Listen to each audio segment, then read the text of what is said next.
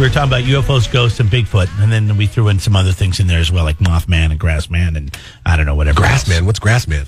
Grassman is like this, almost like... Sounds like a superhero. Like a swamp creature. A superhero that lives up in Humboldt. Yeah, right. Grassman. Seriously, though. Ow. Jeff and Jeremy in the morning. You found remains on your property, and you know that... I mean, I don't know. Like, if I found bones, like the archaeologist came in and made a pretty quick determination that, oh yeah, these are old bones. Would you be able to tell old bones from new bones, or newer bones, or old bones, or whatever? You know, I mean, based on soil, based on your... No, I'm not trained. But an archaeologist is. Yeah, but you watched hours and hours of Dateline and Forensic Files. Yeah, but still, I wouldn't be able to. You know, I was thinking about this while we were playing the music. I wouldn't even... my mind would go to, oh, it's just a stick that looks like a bone. Oh, it's calcareous rock. And you wouldn't want to, call anybody to say, hey, I got these bones here. Because you don't want your project shut down. You want to move into your house. Right. You want to finish your house or whatever. But what how deep were the bones in the ground? I mean, if they were super duper deep, then obviously, chances are it didn't happen recently, But the thing is, what if they were the bones of somebody who's been missing and their family's been looking for them for decades? Yeah. I think we know of a story like that. Yeah, I know. I mean, what if they end up being somebody who that people have been looking for, and it's, for a very long time, and then you never let it happen? I mean, gosh, you'd feel awful, wouldn't you? The question is, have you ever done the right thing and it bit you in the ass? Hi, go ahead. Hey, how's it going? So I didn't do the right thing, and it still bit me in the ass.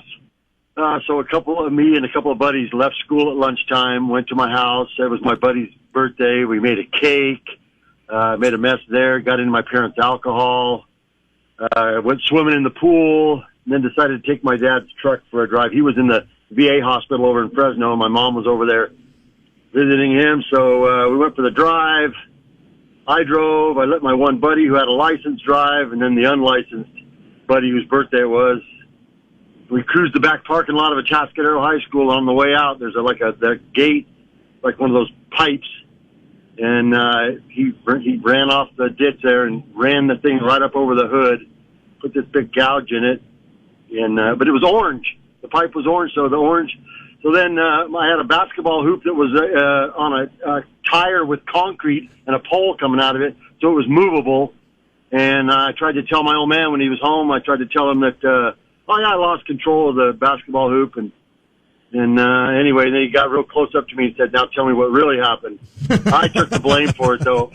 Yeah, I never ratted out my buddy to this day. I mean, this was 70s, man, so ditching school was no big deal. But, yeah, I never ratted him out to this day, and my dad's passed on since then. So, but, I mean, it's still bottom line was I didn't end up getting my license till I was 18. Like everybody else, I never got to drive a day to high school. But you said that you didn't do the right thing, and it still bit you in the ass. I disagree. I think you did do the right thing. You didn't rat out your friends. I think that was the right thing. But which I would have never done because my old man, then he would have killed me, man. But in hindsight, if you would have ratted out your friends, do you think your father would have let you get your driver's license any earlier? No, hell no, hell no. It was never a consideration to rat out my buddy. Yeah. And if he's listening, he could be listening right now and laughing his ass off because and they're both still around. So if they're listening right now, hey guys, that was a good one though, man. So it leads right down the storyline. Right on, buddy. Have a good day. Thanks, man. He said something there that I haven't even thought about. He said it was the 70s, so it was no big deal if you ditched school. Do you remember that? I don't know how it was. I mean, we went to high school in the 90s. It was, I mean, you were supposed to go to school, but there were ways if you were creative to get out of it, and you just got out of it. Well, they hired a security officer to make sure people weren't sneaking off campus. Oh, really? Yeah. But once you turned 18, this was the nice thing about being held back when I was in second grade. because I was 18 when I was a junior. That's right, kids. Don't. I had permission from my mom to leave campus, so I could do off-campus lunch, and I drove to school. So once you were 18, you could have a note sign from your parents. School when you're in 8th grade, right? And you could go off to have whatever you wanted for lunch. Didn't have to eat cafeteria food any longer. But that's the thing. Is like the way high schools used to approach it. The 70s were like, hey, it's on them. You know, the kids are only going to benefit from coming here and graduating high school. So if they don't want to be here, I'm not going to waste my time tracking them down. Now, in this police state that we live in, we've got security. I mean, I'm sure it's even worse now. If you had a security guard in the 90s that made sure that the kids didn't leave the school, I couldn't imagine what it is like now to make sure that the kids don't leave the school. I mean, I'm sure that is something that, you know, you go to school, we also had is closely watched. Somebody leave school during lunch and get in a car accident and die. So I think that's what led to making sure there was extra security. Because it's to on take school care of the at that kids. point. Yeah. You know, they're like, I'm sure the parents were like, how come my kid wasn't at school? How come you weren't making sure? At that point, now schools feel the need to protect their ass, I guess, for lack of a better term, and make sure that they don't get sued. So kids must be in school to do this. But man, in the 70s, he was right. I mean, because it was like that in the 80s and a little bit of the 90s as well. They were like, hey, the school's here for you. If you access the knowledge that you get from the school, it's only going to help you later on in life. And that was the only message they sent to us. Everything else was pretty much wide open. Or you could work around it if you needed to. Yeah, we also had sheriff deputies at our school every day. Jeez. There was now they have the drug officer or whatever they call him. Gosh. But the DARE officer. But we had sheriff's deputy. He was always there around lunchtime just to make sure that everything was good. We never had any problems. We didn't live in the city. I mean, we were out in the country. That's why I'm surprised that you had such a lockdown campus. Inductees will be nominated, are nominated. They will be selected in May. The Hall of Fame ceremony will take place in the fall. If I was commissioner of the NFL, I would only allow for Hall of Fame, Rock and Roll Hall of Fame members to do the halftime show. Familiarity. Well, a lot of them are dead, so it's I know, but a lot of them are alive too. What about inductees that are still waiting to get in? Like for me, it's blasphemous. LL Cool J. The Foo Fighters. He's been nominated for 6 times, and he's still waiting to get in. No. Because I mean, listen, Hall of Fame is doing all the heavy lifting for me. They're picking the guys for me, the best of the best. All I got to do is go to them and say, "Hey, would you like to play the halftime show?"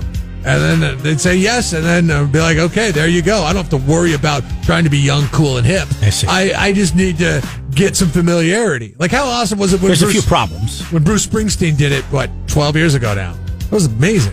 That was great. That was a great Super Bowl show. I mean, halftime show. It was, it was the... Was it that long ago? The Cardinals and the Steelers. I didn't watch it. I remember we were playing... yeah, you were dumb. I had a Super Bowl party and you were beanbag toss. It was your birthday, we were celebrating your birthday and the Super Bowl, wasn't it? No, my birthday does not fall in the Super Bowl. Maybe. Ever. Oh, okay. And then we were just there for the Super Bowl. We were outside playing cornhole, and I remember I was drinking and I was winning. So I was like, I'm not going to watch that. Anyways, should we get back to the nominations? Sure. All right. Nominated for the first time, the Foo Fighters. Dave Grohl's already in with Nirvana. Sign them up. Halftime show. The Go-Go's, Iron Maiden, Jay-Z, Dionne Warwick, and Mary J. Blige. All getting their first nods. Jay-Z? Brush your shoulders off. Is that... Okay, because you made a comment just a minute ago. You said a lot of them are dead. Is it good to be in the Rock and Roll Hall of Fame? I don't know if a lot of them are dead. I'm just assuming a lot of the old ones are dead. A lot of the people in the Rock and Roll Hall of Fame are dead. Is it good? Because then are you considered too old for the room? You know what I mean? Like it's in rock and roll, it's cool to be young. It's really cool to be young. But most rock and rollers are old. They try to look young. But for Jay-Z, like the guys in Air Supply, I don't know if they're rock and roll, but they're trying to look young as we saw them yesterday. Let's see. Also, Fela Kuti. Oh yeah. No idea who that is. Put him in the halftime show. Don't say put him in, like put him in, because it could be a woman. Put him, her in. Put it in. That's how you say now, because you have to be general neutral. Put it in. Put them in. Put them in. If they get the nod and they get signed up for the Rock and Roll Hall of Fame and they get inducted, then they're automatically in the running to play my halftime show as the commissioner of the NFL. Put it in. That's what she said. Yeah, Foo Fighters are going to land in there, and I think Jay-Z will land in there. What are the other ones? Go-Go's aren't. Iron Maiden. Iron Maiden. Good chance. Should, but I don't know if they will. I think Mary J. Blige has got a I think Dionne Warwick's got a good chance. Probably a better chance than Mary J. Blige. Mary J. What are you laughing about? Every time you say Dionne Warwick. Dionne Warwick? I laugh because, I don't know, Jim Rome. You ever listen to Jim Rome? Yeah, from time to time. When Patrick Ewing was... She's Whitney Houston's aunt. I don't think he could get away with this in these times that we live in right now. But he used to refer to Patrick Ewing as Dionne Warwick. he just liked getting punched, didn't he? You got to call her. Then we'll continue on with this list. Hi, go ahead. What did you want to say? Hey, it's Chris. If we go with Jeff's logic of, Rock and Roll Hall of Fame people playing the Super Bowl halftime show, if Iron Maiden made it into the Hall of Fame and they played the Super Bowl halftime show, could you imagine how amazing that would be? They have such a... I mean, I've seen them in concert, and they do the pyrotechnics. They got the giant Eddie mascot come out. Bruce Dickinson changes costumes like... Yeah, but I also have to run a business, and I have to say, okay, see, the luxury of this, and this is what Roger Goodell should harness, is the fact that every year 3 or 4 people get in, right? So they act as a funnel filter for the NFL, but the NFL can only do one halftime show. So if I'm going to do a halftime show based on the inductees from this year, I'm going to assume that the Foo Fighters and Jay-Z get in. It's going to be a toss-up between one of those two. I'll be like, okay, well, those two is going to get in. Thanks for the call. No offense to Iron Maiden, it would be an amazing show for you and I. But I also need to appeal to the masses, and that's what the NFL has gotten away with doing the halftime show. Is they're trying to be too young and too hip with their anti-establishment message, and their third time trying to get into the Rock and Roll Hall of Fame. Will Rage Against the Machine make it in? They should. We already talked about LL. You don't think so? The New York Dolls, Kate Bush, Devo, Todd Rundgren still trying to get in. This will be his third time. The Kurt Schilling of the Rock and Roll Hall of Fame. Also, Shaka Khan. Shaka Khan. I feel like Shaka Khan is brought up every single year. Yeah, they just have to. For the last 12 years. All I know is that song. They go, Shaka Khan, do you really Shaka Khan? I mean, that's all I know. And it's probably not even right. Anyways, the ceremony again happening in the fall, but this May is when they'll actually announce who is being let in. All right. Are they pushing it to the fall for COVID reasons? I don't know. Did you hear Scott's news at the LA County Fair? What are they canceling it? Yeah. And that one's not supposed to take place till September. Yeah. What did I tell you in the beginning about the Mid-State Fair? No official word from the California Mid-State Yeah, they're not going to say anything until the last minute. But here's the thing. Well, that's how they went last year with it, right? I don't know if it's happening. I don't know. You know what they'll do? They'll probably say, hey, let's do that thing where everybody can come here and eat our fair food again. That seemed to be okay. Remember, they had the food stands, and they do different nights. You could go get cotton candy and a falafel. Is the fair, whatever. Let's just say and operate under the assumption that a lot of people are going to get vaccinated and the spread is going to diminish quite a bit. Like all goes as planned, and we're in like a yellow tier. They'll probably be allowed to go to the fair. There'll be like certain restriction on 25% capacity, something like that. Yeah, 50% capacity. Is 25 the fair probably. Is the fair fun at 25 to 50%? No, I don't think so. Because you go there to people watch, right? Is it worth it to be the fair for only 25%? Right, because it's a lot of operational costs to put on. I mean, your business is essentially open for 11 days. Hey, how do you pay for Garth Brooks and Aerosmith and Van Halen? Well, not Van Halen. I'm sorry.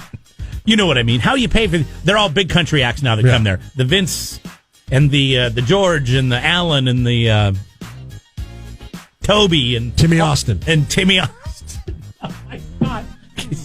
You should, come on. That is awesome. You need to become a country singer. Hey, everybody, Timmy Austin. That is going to be your new thing. You're Timmy Austin. No, it would have to be more along the lines of like Matt Cross, Truth About Seafood, yes, no. Dan Curcio. Oh, yeah. Something along those lines. It would have to be more along those lines. How about $20 to Federico's Fresh Mex? They bring in that fish daily from Hawaii, from the islands. That is Ohana. Right? No. That's family. It's Ohana spirit, family spirit. Yeah, but that's not family. Okay. Bringing in fish from an island is not family. You understand? If the family brings it in, you're right. That's right. I don't know. I'll keep working on it. That's why he had a free pass his senior year of high school. He's 19.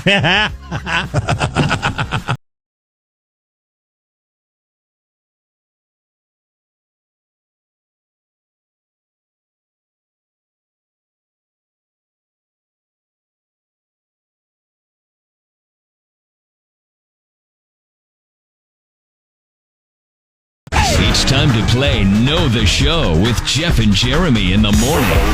KCOC. Federico's Fresh Mex, downtown slow. Guess what? Making it easier to order during a pandemic. They now have an app. You can download it on the App Store, Google Play, or go to Federico's Fresh Mex, SLO.com for your fast and easy ordering. Put that. Do you have enough room on your phone? I do. I have the cloud. I have the cloud. I have gigs, baby. Gigs. Days. Check it out. 805-543-3693. If you know the show, then you know what Jeff MacGyvered. He's so proud of himself. He MacGyvered this. Oh, yes, I am. At his new home. It's just a good feeling when you... That he just moved into. Take something that you know is not going to work or you think is not going to work and you make it work. And you make it your own, right? And you make it work better you than take something the somebody else did product. And then you make it's it your own. Feeling. Yeah, I know. Speaking of an emergency, did you hear what happened to Seth? Be careful when you talk about stuff like that now, but I feel like you're burying the lead like KSBY did last night with the Indian bones or the Native American bones. Like they're like remains found in a Atascadero. More coming up next. And I'm like, whoa, dude, that's pretty big news. Why is it the 7th story on the news, buried after 5 minutes of national coverage from the impeachment trial? Yeah. Oh, it must not have been that big of a deal. And it must have been like dog remains or something. Yeah, Seth is working from home still. Okay, that's not what. He's not here. So? Where is he? He's at home. Why? I miss him. Honest to God, I kind of wish I would have stayed. I miss his T-shirts. He always wears a different T-shirt. He's got more T-shirts than anybody, I think. Can I go back home? Can't I just say, not comfortable with the level of protection I'm receiving? Do I smell? Is there something? Is there what's going on? No. I enjoy being here, but I also I don't enjoy commuting. Listen, I agree, man. If I could sit at home, especially with gas prices going up, in my basketball shorts and make myself breakfast as I do the show. Yeah. I mean, there's a lot of bonuses. Every once in a while, you just see me disappear from camera, and I go take care of something real quick. That would happen a lot. All right, let's know the show. It's brought to you by Federico's Fresh Mex. The Aloha spirit is what they bring to San Luis Obispo because of Ohana. You ever go to a place? Yeah, it's because of their family, yes. You ever go to a place? I know, it's a stretch. And you order a taco, and then they bring out that street-sized taco, and you're like, dude, come on. Come on. I mean, it depends. If you go to a real, authentic place, a lot of times you get those street-sized tacos. You need to get more than one. But the waitress or waiter should tell you, hey, by the way, these are street tacos, or they're smaller, so you should get a few. At Federico's, they don't have to tell you because it's on a 6-inch tortilla when you order the taco. They Americanize. That's the Malahu. Sure. That's Ohana right there. We should have you teach the native tongue of the Hawaiian. The Hawaiians eat. Have you seen them? They're big people. Yes. So they can't eat street. You got to eat the big ones. Yes. Excuse me. Exactly. As you burp, as you're saying, you got to eat. Sorry. That was just by chance, not on purpose. All right, let's go to the phones. Everybody's waiting for us. We got Jared first. Hey, Jared, how you doing, bud? Good. How are you guys? We're doing better than we should. Do you? That is something that only you do. What? That is something that only burp you and do. talk at the same time. I've never heard anybody burp and talk at the same time. Well, that's because I'm over here drinking my chicken broth, and it makes me burpy. I don't know what to tell you. Sorry, Jared, for the distraction. Jared, do you burp while you talk? Not often. It happens. But it has happened before? Most likely. Probably when I'm drinking beers. Yeah. Oh, yeah. A little carbonation. I can see that. Yeah. Maybe I've done that. Plus, I talk a lot, so it's going to happen. It's just going to happen. All right, can we move on? What did Jeff MacGyver, or what did you call it? Jerry rig. Jerry rig. Yeah. He MacGyver or jerry rigged his extension pole to clean his pool with the net he ordered on Amazon. Yes. Yes, he did. Nice job. Congratulations. You're a winner. Now you can go see what Ohana is all about. I already have. They have great tacos. Yeah. Good. Really they have a lot of good stuff, but the tacos, man, I tell you, Which tacos have you had, Jared? I had both of their fish tacos. I don't recall the name, but one was like a Chipotle and one was something else. Yeah, the Rosarito fish taco and the Chipotle fish taco are really good. You should try the garlic herb shrimp taco. I will have to try that. All right, buddy, hold on. Pretty damn good. And their El Pastor, they put pineapple on their El Pastor. Yeah, see, that's good stuff. I want to say hi to Landon real quick. He's been holding on. Landon, Jared actually won. He got in ahead of you. He was just a few seconds ahead of you. But I wanted to say thanks for listening, okay? No problem. You guys have a good day. Hey, all right, see you later. By supporting local radio, you support the community. And we're all doing our part. We're all in this together, Landon. Apparently, he's not moved by what you had to say. We're all in this together. Despite the fact that you just want to win a prize. All right, so I don't have anybody to argue with now. Normally, this is when Seth would come in. He would give me that look, and I would instantly want to just argue with him. And now he's not here. Oh, that's why you miss Seth. I like arguing. And I like his T-shirts. He always has a different T-shirt on. He does. A lot of softball championship T-shirts. That guy's a softball playing mofo. He reps, like a lot of people will showcase their accomplishments in like a trophy case or some kind of room at their home. He definitely showcases his accomplishments through his T-shirts. And now I feel like we've broken up because in the beginning it was like normal that he wouldn't be here, and I figured it'd be a few days. But now that it's been like a month, I don't want to be the one to reach out first, and apparently he doesn't want to be the one to reach out and call first either. So we haven't talked to each other. I texted him yesterday about work stuff. Yeah, of course. Yeah. Well, I'm going to be like, what? Hey, what T-shirt are you wearing today? Come on. I don't know. I'm just saying. Who's going to make the first move so we can hang out again? I don't know.